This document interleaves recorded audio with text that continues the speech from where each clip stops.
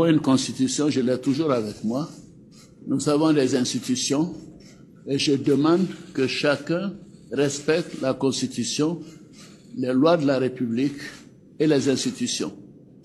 Moi, j'ai été floué pendant des années ici, vous le savez tous, aussi bien pour l'élection présidentielle de 2000 que pour les législatives même de 2000.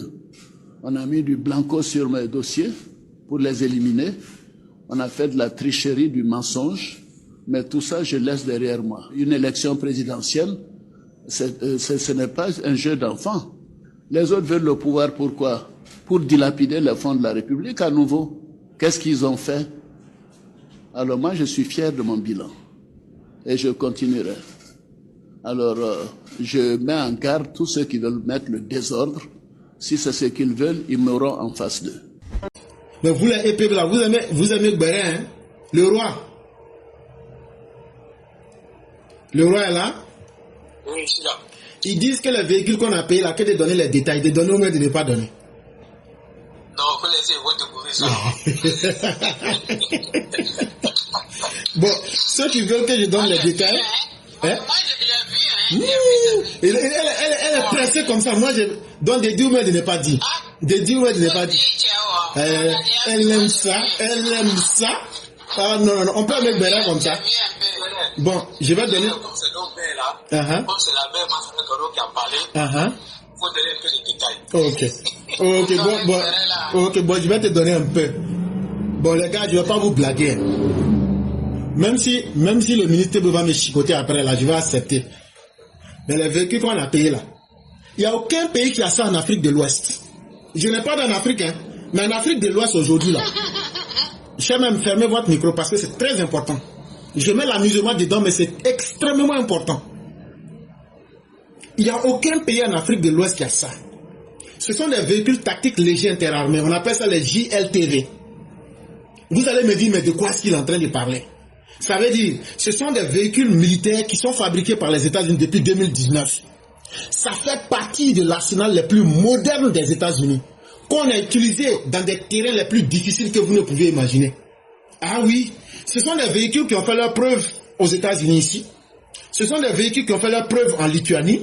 Ce sont des véhicules qui ont fait leur preuve en Slovénie. Ce sont des véhicules qui ont fait leur preuve dans le Monténégro.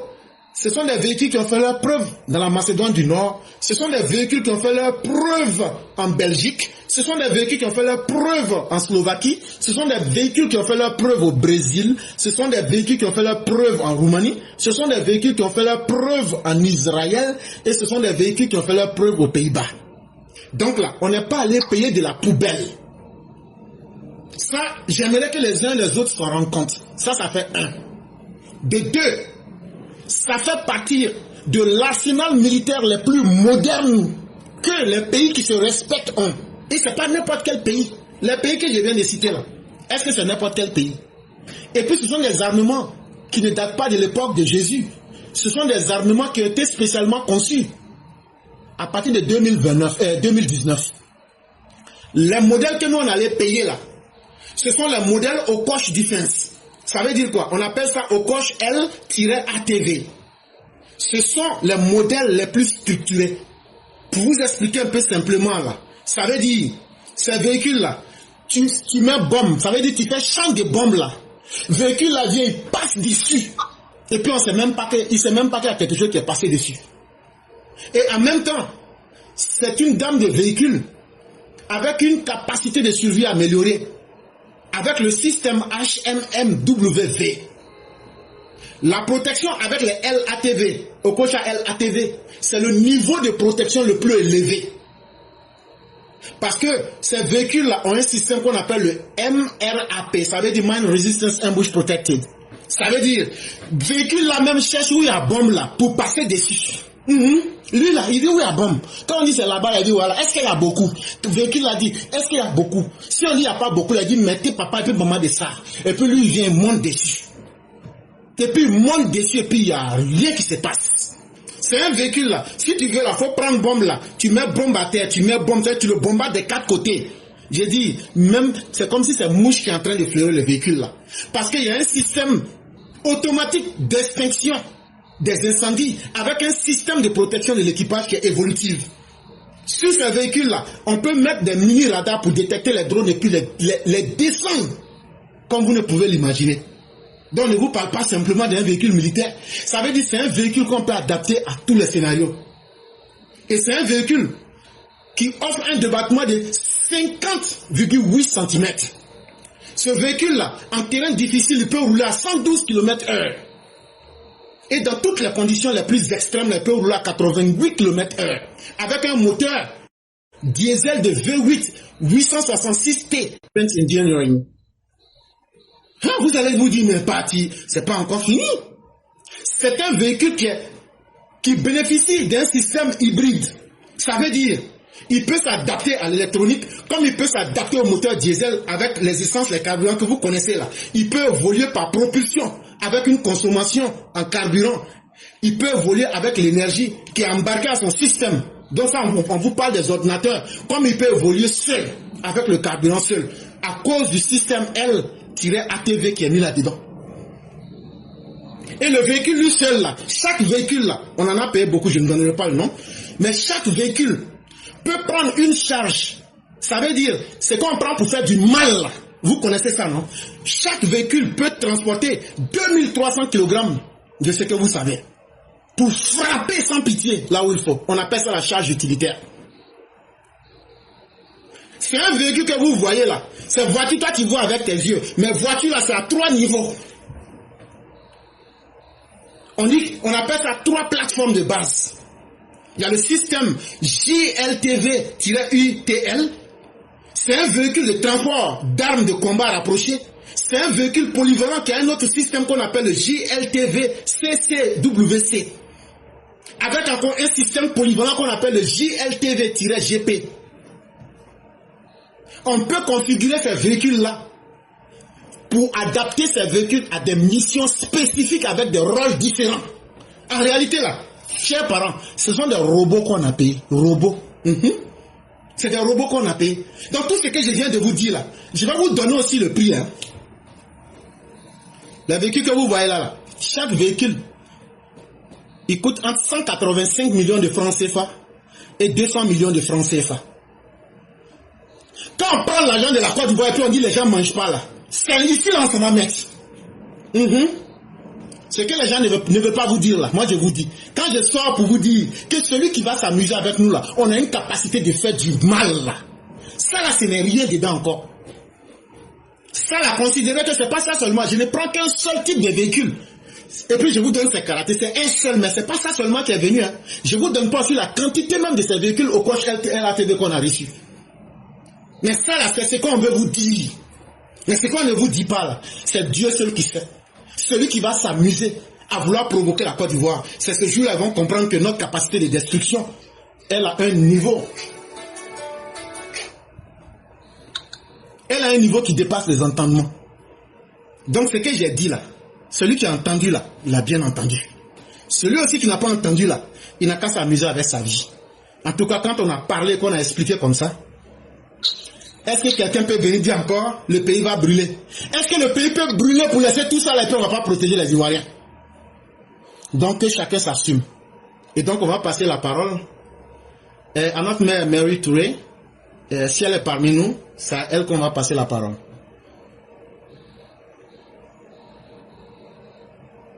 Si notre mère Mary Touré est là, et qu'elle veut prendre la parole, qu'elle le fasse.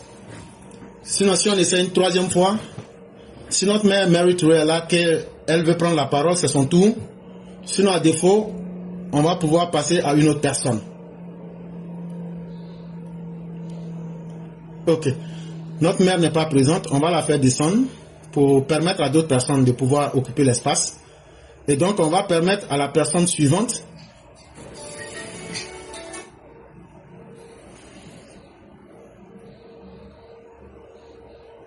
On va permettre à la personne suivante de pouvoir progresser. Si porte-parole est là, porte-parole, c'est à vous que revient la parole. Bonsoir, docteur. Oui, bonsoir, cher frère. Comment allez-vous? Oui, moi, c'était pour poser une question. Et donc, c'était pour vous poser une question, quoi. Voilà, je dis bonsoir à tout le monde. Et bon, je ne peux pas citer les noms, on a un peu. Donc, je vais aller plus Il n'y a pas de Et problème. le docteur, moi, à ma conscience, je connais 4 premiers ministres qui est passé dans le temps de Laurent Gbagbo. 4e, c'était Soro Diop. Il y avait Afi Diessang, Seydou Eliman Diarra, Charles Kouna-Bani, et 4e, c'était Soro Diop. Et quand je vois dans les rébellions passées, on nous fait croire que dans les rébellions, que les rebelles ont tué les Oued. Pourtant, les Oued sont en train de combattre pour Laurent Gbagbo. Et en pleine guerre, Gbagbo vient nous dire que Soro Diop était son meilleur premier ministre. Donc moi, je vous pose la question. Qu'est-ce qui s'est passé? Quel type a vu Soro et Gbagbo jusqu'à ce qu'en pleine guerre, Gbagbo vient nous dire que Soro était l'un de ses meilleurs premiers ministres? Ok. Merci. Ok. En fait, pour aller plus vite, comme le panel est corsé, il y a des grosses têtes qui sont là. Je vais vous répondre simplement. Quand tu fais une rébellion, et puis on t'a imposé des premiers ministres de sortie de crise, il faut bien m'écouter, un cher frère. Charles Kouna-Bani était un premier ministre de sortie de crise. L'était-il ou ne l'était-il pas? Si. Est-ce qu'on est sorti de crise? Non. Ok. Seydou Eliman Diarra, après les accords de Marcoussi, était-il un premier ministre imposé par les accords de l'Iran Marcoussi pour qu'on sorte de crise? Mais est-ce qu'on est sorti de crise ou on n'est pas sorti de crise? On n'a pas sorti de crise. Ok. Donc en fait, Gbagbo a eu 4 premiers ministres. Afi N'Guessan, quand tout allait bien pour eux, il a été leur premier ministre, jusqu'à ce qu'Afi N'Guessan montre ses limites et qu'on soit tombé dans la guerre. Donc après Afi N'Guessan, Seydou Eliman Diarra et Bani, qui étaient censés être des premiers ministres, qui devaient venir nous sortir de la crise, Laurent Gbagbo les a empêchés de travailler dans tous les sens. Ah oui, Laurent Gbagbo a été un emmerdeur pour ces personnes, pour les empêcher de toutes les manières de travailler, et donc il a fait durer la crise. En faisant durer la crise, il a compris qu'il pouvait tirer avantage de la guerre pour dire, comme il y a la guerre là, c'est ce qui fait que je n'ai rien fait. Mais mieux, après les attaques de novembre 2004, écoutez-moi très bien, après les attaques de novembre 2004, Laurent Gbagbo étant militairement affaibli parce que tous ces aéronefs, ces avions sur lesquels il pouvait compter pour faire une différence avec la rébellion, parce que si tu les mets sur terrain là, la rébellion les a toujours niqués sans état d'âme. Mais à partir du moment où Laurent Gbagbo a attaqué en 2004 et que ces aéronefs ont été paralysés par les forces françaises, Laurent Gbagbo se dit, en même temps il y a eu un embargo pour empêcher Laurent Gbagbo d'acquérir de nouveaux armements. Donc Laurent Gbagbo se dit quoi? Il dit, si je savais que je pouvais payer les gens, j'allais payer Soro Guillaume, et puis je n'allais pas payer les armes, j'allais payer Soro Guillaume, et puis en même temps là, passer à autre chose. Est-ce que vous n'avez pas une fois entendu Laurent Gbagbo dire que c'est maintenant que lui comprend que chacun a son prix? Si, c'est ça, on fait ça. Voilà. Donc ça veut... Voilà. Donc, tu vois que je n'invente pas les faits. Ça veut dire, au lieu d'aller prendre milliards pour payer armement là, il a suffi de corrompre Soro Guillaume. Quand il a fini de corrompre Soro Guillaume, pour le mettre à l'aise là, il a pris Soro Guillaume et dit, bon, viens être mon premier ministre. Là, quand c'est comme ça là, je te contrôle, je te maîtrise, on laisse la rébellion et le statu quo sur le pays. Toi, tu es premier ministre, moi, je suis président. On va niquer les gens, on ne fera pas d'élection en 2025 et en 2005. Est-ce que tu comprends ça? Oui. Et donc, Soro Guillaume, après avoir été corrompu et après avoir eu un poste de premier ministre, Soro Guillaume a trahi la rébellion et donc il était du côté de Gbagbo. Et ils ont fait ce deal-là. On maintient le statu quo, mais chacun de nous garde son poste et ses avantages. Et donc en 2005, Laurent Gbagbo fait un mandat volé sur la tête des Ivoiriens. C'était devenu tellement intéressant qu'après les accords de Ouagadougou, il dit c'est devenu tellement intéressant que devant tout le monde entier, lorsqu'ils étaient à la flamme de la paix dans le stade de Bouaké, il dit mais Soro que vous voyez là c'est mon meilleur premier ministre parce que la guerre est venue et ça nous a arrangé plus que vous les Ivoiriens. Ça nous a permis aujourd'hui d'atteindre tous nos objectifs. Il y a la guerre, cet argument nous sert à ne pas travailler, ça permet à nous et à nos proches de nous enrichir et on s'en fout de la souffrance des Ivoiriens. Voilà tout le sens caché de ce que Babo voulait dire. Je ne sais pas si je me suis bien fait comprendre.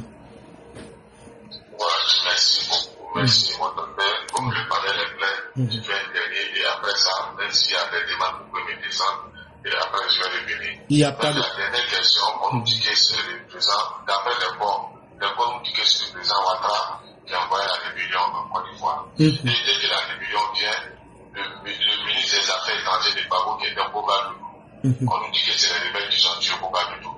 Mais en même temps, sur la règle de Laurent Gbagbo, la femme de Bogadoudou prend ses enfants et fuit. Et dès qu'il est même rebelles qui viennent des générales aujourd'hui, les mêmes rebelles prennent tous les du Zano aujourd'hui. La femme de Bogadoudou revient en Côte d'Ivoire avec ses mêmes enfants et elle est tranquille aujourd'hui.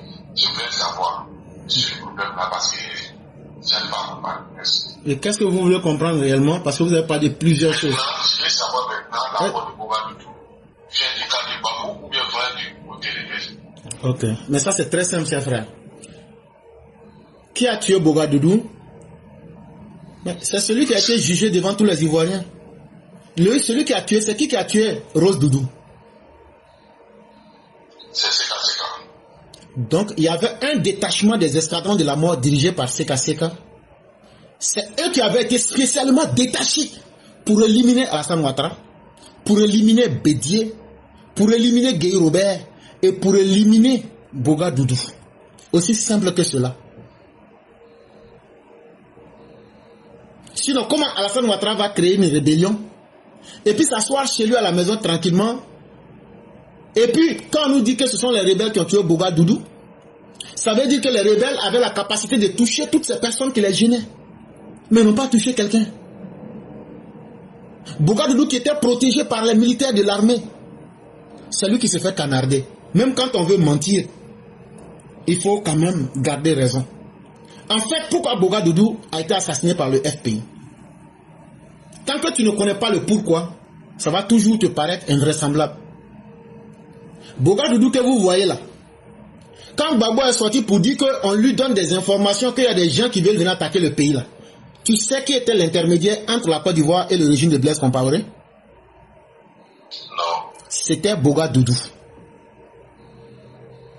Et Bogadoudou, du fait qu'il était en collaboration avec Blaise pour aller au nom du gouvernement ivoirien, pour prendre les renseignements et venir les mettre en face du régime de Laurent Gbagbo, Laurent Gbagbo, à un certain moment, s'est dit, Bogadoudou lui rapportait les faits tels que, pour dire, ah, voilà la situation.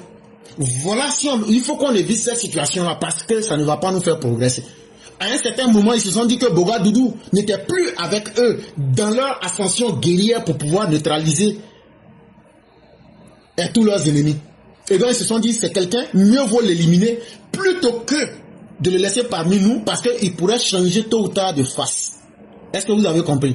Et bien avant d'éliminer Bogadoudou, je vais vous dire quelque chose qui va vous surprendre. Il y a Bala Keïta qui a été tué dans un hôtel. Beaucoup pensent que c'est une femme qui a tué Bogadoudou. Bala Keïta. Ce n'est pas une femme qui a tué Bala Keïta. Celui qui a tué Bala Keïta, c'est quelqu'un qui a été dépêché par la DST sous l'époque de Laurent Gbagbo. Lorsqu'il rentrait, les caméras ont vu une femme. Mais en réalité, c'était un homme qui s'est habillé comme une femme pour pouvoir faire ça. Est-ce que vous me comprenez très bien? C'est un homme qui s'est déguisé comme une femme pour donner l'impression que c'était une femme. Et quand il a fini de tuer Bala Keïta, il a déposé une note du genre, tu as brisé mon cœur et voilà le prix que tu as payé. Mais est-ce que quelqu'un qui a brisé ton cœur là, est-ce que tu es obligé de déposer une note pour dire que c'est une histoire d'amour? Non. Tu fais disparaître les traces. Donc Laurent Gbagbo, le régime de Burkinabé le savent très bien. Les services de renseignement burkinabé le savent très bien. Il y avait des assassins qui avaient été introduits au Burkina. La CNR est très au courant. Les services de renseignement burkinabé. Ils ont même fait les rapports pour dire à leur hiérarchie qu'il y a des Ivoiriens qui sont rentrés au Burkina et que ce sont des gens qui sont venus pour refroidir certaines personnes. C'est un des agents de ce commando qui a fait ce sale boulot-là. Donc il y a beaucoup de choses qu'on sait, on se tait dessus, parce que c'est des événements qui n'ont plus aucune portée. Et vous pouvez me demander, mais pourquoi Bala Keïta a été assassiné? Parce que Bala Keïta a été assassiné avant Gueye. Bala Keïta a été assassiné parce que pendant 2015, ils ont fait le coup d'État. Gueye cherchait le soutien du PDC qu'il n'a jamais eu. Mais quand Bala Keïta s'est rapproché de Gueye après les élections de 2000, le régime FPI s'est dit c'est une menace pour nous. Et donc là, à défaut d'atteindre Gueye directement, il faut qu'on brise le soutien de Gueye qui est à l'extérieur du pays. Voilà pourquoi Bala Keïta a été tué. Et donc, je souhaitais aussi dire ça pour que ceux qui veulent vérifier puissent aussi vérifier cette réalité. J'ai une question, désolé. Peut-être que ça peut sembler stupide ou pas, mais je vais la poser quand même.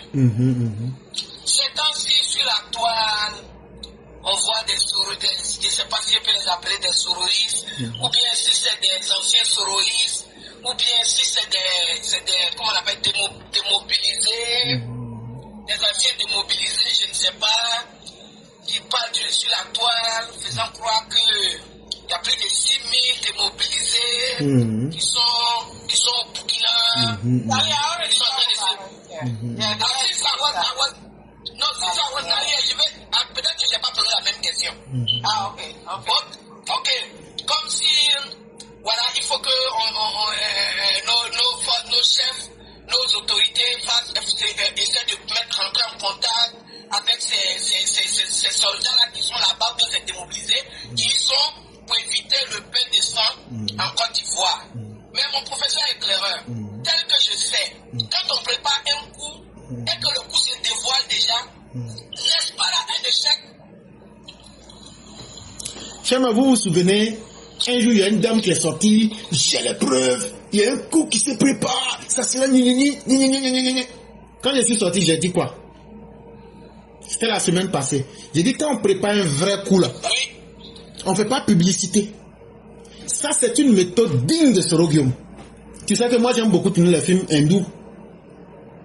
Mais ça là, c'est film made Sorogium. Pourquoi? J'explique. Cher, mais est-ce que vous connaissez quelqu'un qui s'appelle Fidel Sarasoro? Fidel Sarasoro là, il est proche de Alassane Ouattara. Qui a organisé la qui a organisé la démobilisation et la réinsertion? Il s'appelle Fidel Sarasoro. On a la liste. On a la liste de tous ceux qui ont combattu. Les gens pensent qu'ils sont plus malins que le système. Les Nations Unies là, la Côte d'Ivoire n'a pas été le premier pays sur la terre où il y a eu guerre. Tout ce qu'on venait leur dire là, eux ils avaient leur vraie liste. Les listes matagrabolisées là, ils avaient ça aussi. Donc là, Fidel Sarasoro là sait exactement qui a combattu, qui n'a pas combattu. Et tous ceux qui étaient dans la rébellion là, on a leur numéro avec leur contact. Est-ce qu'on se comprend bien? Donc ça veut dire, même si tu changes de contact là, tu as laissé des traces. Allez dire à Sorogium que moi je lui dis que si c'est 6 000 là, il a ça vraiment là, c'est que vraiment il est prêt, il n'a qu'à attaquer demain. Parce que la publicité qu'il veut faire là, c'est du Vuvuzela. Sorogium, c'est Waiko. Sorogium, c'est Woyo qui est en train de faire. Sinon là, ceux qui sont venus faire 19 septembre là, ils n'étaient pas 1000. Ils n'étaient même pas 100. Mais ils ont réussi leur coup. Si tu es vraiment sûr que tu as ce que tu as là, tu n'as pas besoin de te faire peur à toi-même. Il faut venir, tu attaques. Mais tes 6 000 ou tes 60 000 là, on vous donne 3 heures du temps. On va, je vous jure, chère mère, on va boucler la capitale du Burkina Faso. Chère mère, si je vous jure devant Dieu, si nous ne prenons pas la capitale du Burkina, c'est que c'est pas nous. La guerre, aucune guerre ne se passera en Côte d'Ivoire. Les 3 pays là, surtout le Mali, le Burkina là, et on les regarde comme eux-mêmes ils ne peuvent pas imaginer. On a posté les Américains là-bas pour les surveiller, même s'ils lancent lance-pierre et qu'on sait que c'est quitté dans un tel pays là. Dans les 6 heures qui suivent, on va occuper et boucler leur capitale. Si on a les moyens de le faire, mais on n'a pas les moyens de le faire, qu'ils essaient. C'est que de la manière ils pensent qu'ils peuvent parler là, c'est qu'ils peuvent effrayer. C'est qu'ils peuvent effrayer. Si vous êtes beaucoup comme ça là, mais vous venez vous attaquer en même temps. Là comme ça là, ce que vous allez faire là, les conséquences là vont devenir une leçon pour nous. Ça là c'est du Soro Guillaume, ça là c'est du populisme. Mais ça ne nous inquiète pas. Même Soro Guillaume là, quand les Sukhoi de Babo ont bombardé les gens à Bouaké là, moi j'étais là. Soro Guillaume dit aux gens que ce sont les Alpha Jets qui sont à la base aérienne de Bouaké. C'est quand à 10 heures on a vu les Alpha Jets ont bombardé le siège des rebelles au quartier commerce là-bas. Et puis le corridor sud a été bombardé là. On voit les soldats sont couchés dans le truc. Les gens disent même si on veut, ça là c'est plus pour nous. Est-ce que ça là c'est l'homme? Toujours en train. Soro Guillaume peut avoir ceux qui ne le connaissent pas. Mais nous qui le connaissons là, il ne peut pas nous inquiéter. Soro Guillaume là, ton Muguba là est gros là, mais il n'y a rien dedans.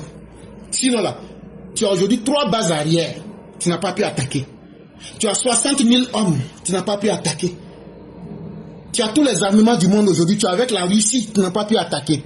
Mon frère, c'est pas ta brève là qui va pouvoir te rendre garçon. Donc là. Les Clara, ils disent qu'ils vont répliquer ce qui s'est passé avec la rébellion. Mais c'est ce que j'ai dit. Mais là, mais dans ce film là, ce qui les trompe là, c'est que celui qui est là ne s'appelle pas Babo.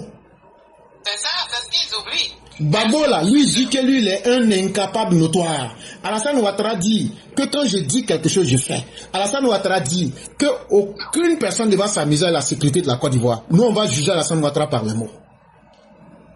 C'est ce qu'ils oublient. Ils veulent prendre un village pour s'installer. Bouaké, Korogo, Oudjali. Ils n'ont qu'à venir prendre. Ils n'ont qu'à venir prendre. Ils n'ont qu'à venir prendre. Ça là, ça n'inquiète. Mais vous m'excusez. Hein. On dit, oh, quelqu'un qui a vu, je ne sais pas comment je vais transformer, une femme qui a accouché là, c'est pas banane. Voilà, c'est ça que je voulais dire, quoi. Voilà. Je tout, mais c'est ça que je veux dire. Voilà. Tiens, mais femme enceinte là, elle ne peut pas avoir peur des bananes. Donc là, Soro Guillaume, ce que tu as dit là, c'est banane. C'est poyo même. C'est même pas plantain, hein, c'est poyo. Et puis pourri en plus quoi dessus. Si on ne te connaissait pas là, on allait savoir. Est-ce qu'en 2019 là, quand tu venais attaquer là, quand on a pris les armes dans votre siège de ton parti là, est-ce que tu as fait publicité de ça? C'est parce qu'il n'y a rien derrière toi, il n'y a rien devant toi que tu fais publicité, frère. Et ça là, ce que tu as fait avant là, tu n'es rien. Ceux qui étaient les vrais garçons s'appellent Kone Zakaria. Ceux qui étaient les vrais garçons s'appellent Ouattara Morou. Ceux qui étaient les vrais garçons s'appellent Vecho. Ceux qui étaient les vrais garçons s'appellent Chérif Ousmane. Ceux qui étaient les vrais garçons s'appellent Commandant Barbu. Ceux qui étaient les vrais garçons s'appellent Bob Lass. Ceux qui étaient les vrais garçons là, ce sont les casses.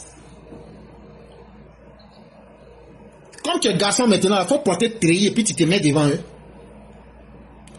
Bah, flotteur, comment que tu es là. Qu'on est 6 000. Donc c'est bien. Venez maintenant attaquer. Parce que là, quand on prend les gens pour faire armer là, venez maintenant sur le terrain. C'est là, vous les Burkinabés, vous allez regretter. C'est la Côte d'Ivoire. On va boucler votre capitale là pour mater votre chien enragé d'Ibrahim Kaka là. Et puis on va organiser les élections les élections dans les 3 mois qui suivent au Burkina. Le Burkina va devenir une colonie ivoirienne. Inch'Allah. Si vous vous amusez à ce jeu là, le Burkina va devenir une colonie ivoirienne. On va dire, il y a un président qui est venu là. Il a annexé le Burkina. Quand les Burkinabés l'ont provoqué, il a augmenté la superficie de la Côte d'Ivoire. Toujours en train de mentir.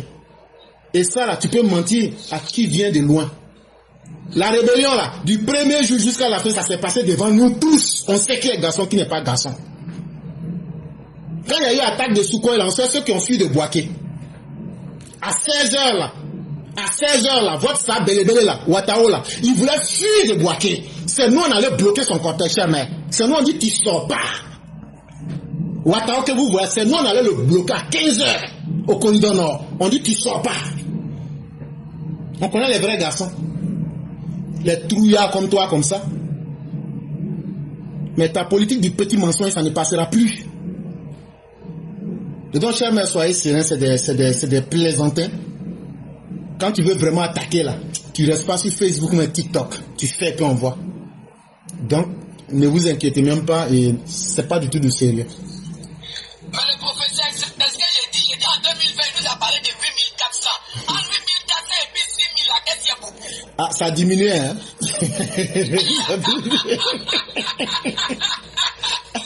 Moi, je crois qu'il allait monter en puissance, mais il est tombé carrément. On allait nous parler de 20 000 soldats. Sinon, 8400 n'a pas effrayé. 2020, il y a eu une élection. C'est 6 000 là qui va faire qu'il n'y aura pas élection. Avec de la manière dont tout le monde est prêt pour les attendre. Ah, d'après les enfants, toi, il faut voir. Hein.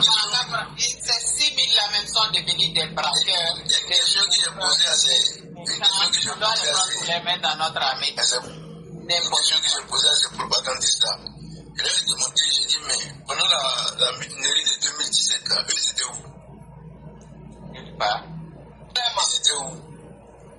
Quand on a déposé l'argent sur les comptes bancaires, là, pourquoi l'argent est revenu à l'État ivoirien? Parce qu'en réalité, ils n'étaient pas 8400. Ils n'étaient pas, oui. En réalité, ils étaient bien plus moins que ça. Parce qu'une calage, quand ça tire, ça fait beaucoup de bruit. Mais en réalité, une personne peut tirer puis ça fait beaucoup de bruit. Effectivement. Ils n'étaient pas 8400. L'argent est revenu. Pour cet argent-là. L'argent est revenu. La Côte d'Ivoire a récupéré une partie de cet argent-là. C'est tout. Mais moi, je dis même s'ils sont aussi frustrés, il y a des programmes. Il y a des programmes comme l'école de la deuxième chance. Oui. On pas ça, hein.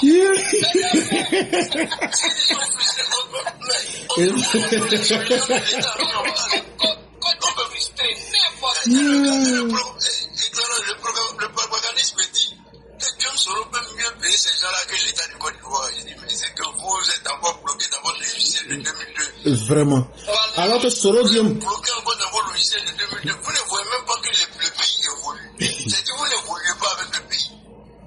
Je dis, mais attends, une armée de 60 000 hommes, ça, ce sont les chiffres officiels. Les forces spéciales, là, on ne connaît même pas le nom. Et puis là, tu dis que des petits mercenaires, même pas des mercenaires, des petits braqueurs de rue, là, de quartier, peuvent venir ébranler un État. Attends, et puis dessus quoi, l'État de Côte d'Ivoire. Dirigé... Mais est-ce que votre propagande, là, ça passe? Ou bien vous voulez vous faire peur à vous-même? Dirigé par Alassane Ouattara. Hey. Le sentiment de sécurité qu'on a en Côte d'Ivoire, c'est comme si on était à New York ou bien à Paris. Parce que souvent on a l'impression que c'est les faits divers, mais les faits divers arrivent partout dans le monde. Mais les faits divers ne signifient pas que le pays n'est pas en sécurité. C'est pas parce qu'il y a eu un fait divers ici que ça veut dire que les gens sont en danger. Non. Mais dans le pays d'Alassane Ouattara, là, tu peux dormir tranquille. Va te promener dans la maison à 2h du matin. Mais c'est que vous voulez nous faire croire, vous voulez me dire. Et puis il y a d'autres qui disent, ah c'est sérieux, hein? J'ai dit, mais vous pensez que c'est pas bon? Non, mais c'est cette partie-là même qui me dérange. Qu'est-ce qui est sérieux?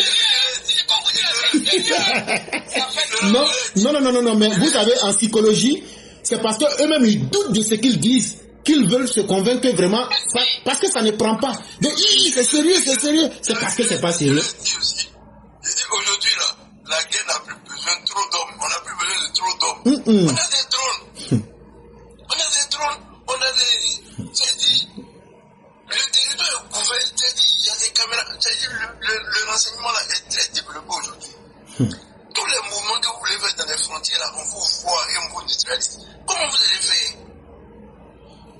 C'est comme des mouches qui veulent se sortir d'une toile d'araignée. Vous faites comment? Ils disent non, qu'ils ont fait rentrer des armes par le canal. Ils disent ces armes ont été saisies. Ils disent non, il y a des armes qui sont déjà entreposées dans le pays. Ils disent mais qui a fait rentrer? Ils sont en train de se dévoiler eux-mêmes. Ils se dévoilent eux-mêmes.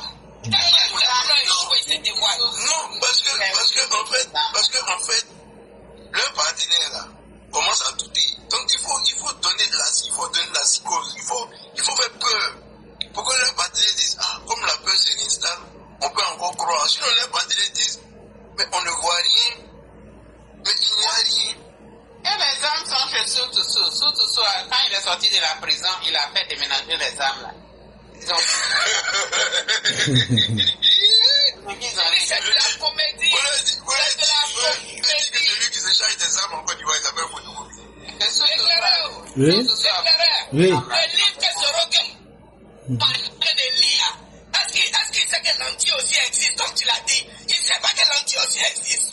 Il n'a qu'à continuer à se blaguer lui-même. Sinon, le pays est devenu trop sérieux. Le pays a évolué, les opposants n'ont pas évolué. C'est ça le malheur de la Côte d'Ivoire. Soroke pense que depuis le début de 2024, moi j'ai dit Soroke là. Il pense que nous sommes toujours en 2000. J'ai dit, même à la canne, il y a des gens qui ont été arrêtés. Même bêtise qu'il a fait là, c'est ce qu'il cherche à répliquer encore. Faire rentrer les personnes, aller les entraîner, les faire rentrer un peu, acheter c'est les mêmes schémas là qu'il cherche à. Mais j'ai dit que c'est un suicide. Il ne peut pas changer.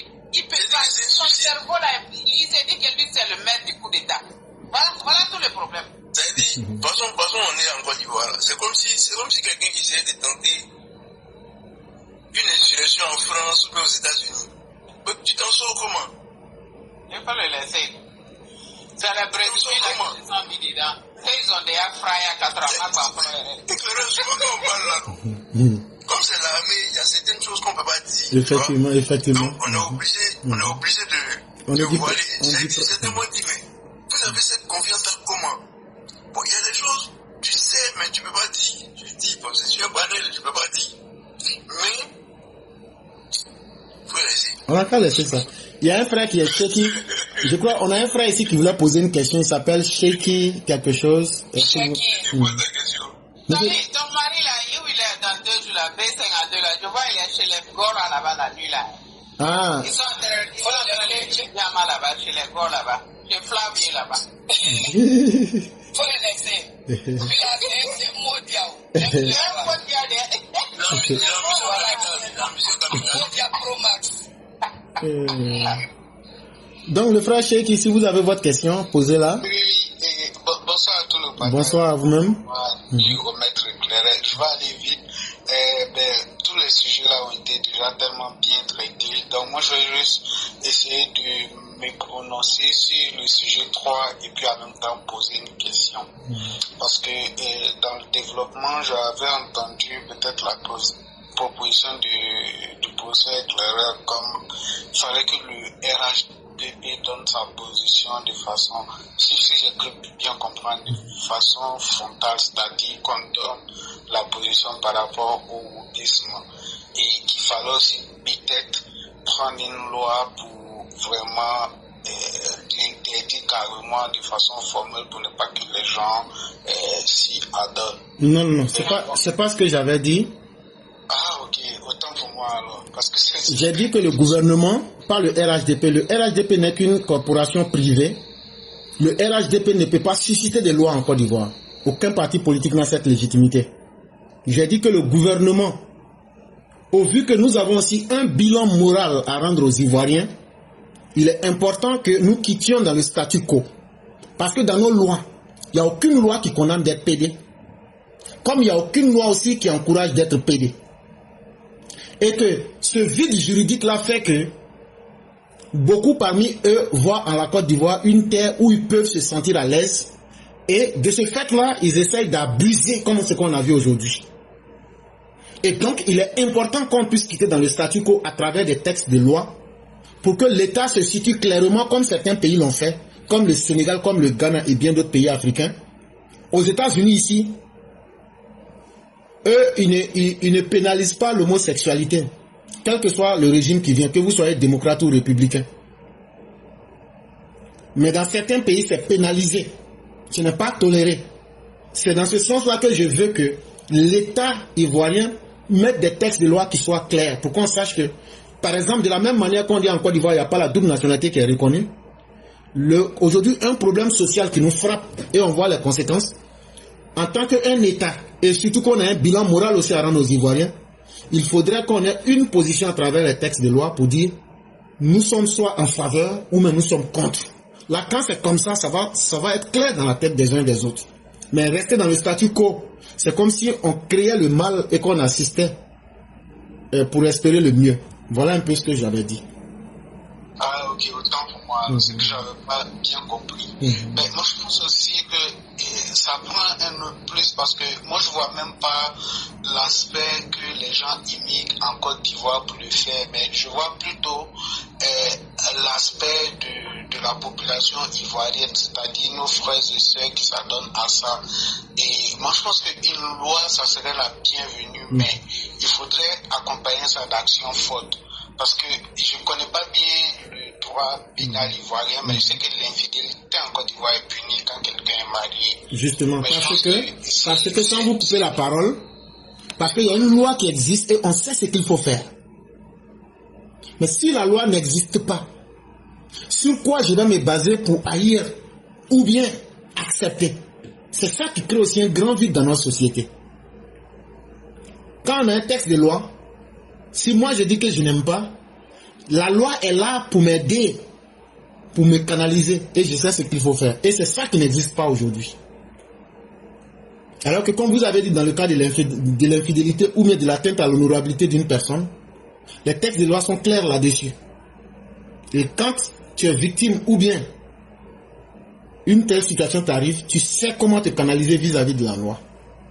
Mais laisser les choses comme ça, on ne sait pas. Il n'y a pas de loi dessus, c'est très dangereux, c'est un vide juridique qui va coûter beaucoup au pays. Parce qu'aujourd'hui, en l'état actuel, si tu t'attaques à un Woubi, et quand on te met devant les textes là pour te demander, mais est-ce qu'il y a une loi qui te permet de les attaquer? Tu vas dire non. Donc on va te condamner pour atteinte à la personne humaine.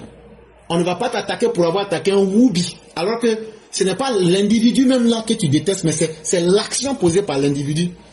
Et c'est pourquoi dans la loi, il est toujours mieux de clarifier la situation. Ce ne sont pas les hommes qui sont jugés, mais c'est les faits qui sont jugés.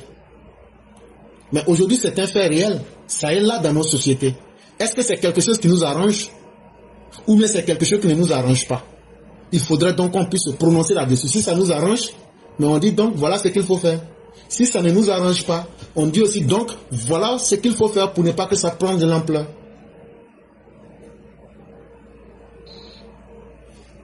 Ok, je comprends. Mais moi, je voudrais proposer peut-être qu'on mette dans les manuels scolaires depuis le primaire, c'est-à-dire une éducation, c'est-à-dire pour orienter les personnes pour dire que si ça doit avoir lieu, c'est entre une femme et un homme. Mais genre déjà éduquer les enfants à bas âge, puisque de l'autre côté, ceux qu'on ne veut pas imiter là, eux, ils apprennent déjà à bas âge aux enfants d'accepter ce phénomène-là. Est-ce que nous, de façon plus là, c'est vrai qu'il faut une loi, mais est-ce qu'il ne faut pas mettre dans nos manuels éducatifs là, ces types d'informations-là pour que nos enfants aussi et nos frères et sœurs puissent accepter que ça doit avoir lieu entre un homme et une femme et non comme on prépare les autres à ça. Et puis mon inquiétude au niveau de la loi, qu'est-ce qu'on fait de la protection des minorités dans ce cas, du moment où on décide carrément de légiférer dessus? Est-ce que ces personnes-là peuvent être des personnes, je ne sais pas comment le dire, et c'est vrai, à part ce défaut-là, ça peut être des personnes utiles à la société, ça peut être des personnes brillantes dans leur domaine. Mais qu'est-ce qu'on fait de la protection de la minorité dans ce cas? Ok. Cher frère, donc pour répondre à votre question, l'aspect moral, ça ne se fait pas seulement qu'à l'école. Même ça doit commencer aussi à la maison. Aujourd'hui, tous parents, moi souvent avec mes enfants, j'aborde des questions que vous ne pouvez imaginer. Parce que l'éducation sexuelle là, moi je préfère l'enseigner à mes enfants, appeler les choses par leur nom. Ils seront peut-être choqués dans un premier temps, mais ça va leur permettre de me faire confiance parce que j'aurais été honnête vis-à-vis d'eux.